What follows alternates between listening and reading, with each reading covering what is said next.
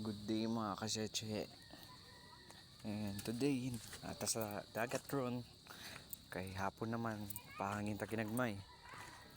Higang kayo sa balay guys. Medyo kay hangin dre ha. So, pahangin ta diri sa taping dagat.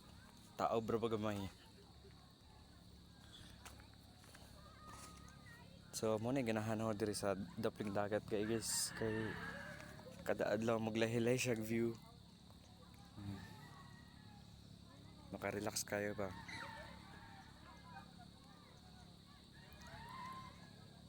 Makapila jud ko picture ni kada adlaw. So kinsa may nakarelate diha sa mga puyo sa daping dagat guys. Yeah, nagdugdug.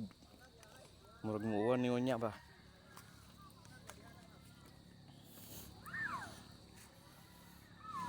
So mga friends na ako dyan sa mga taga Manila, naglaway kayo ngayon no. Kasi walking distance lang dito yung dagat. Haha.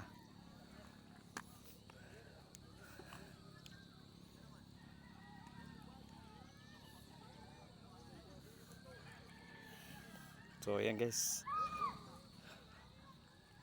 Gani ang view guys kada hapon ang dagat.